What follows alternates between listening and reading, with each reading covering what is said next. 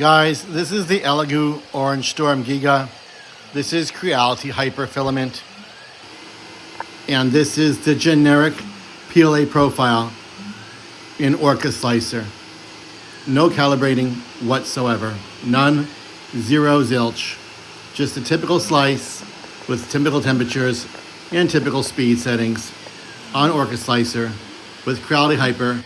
This is the first print I've ever done with Creality Hyper on the Elegoo OrangeStorm Giga.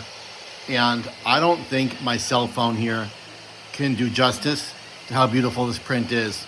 It's also my first print ever across two beds. It is 24 inches long.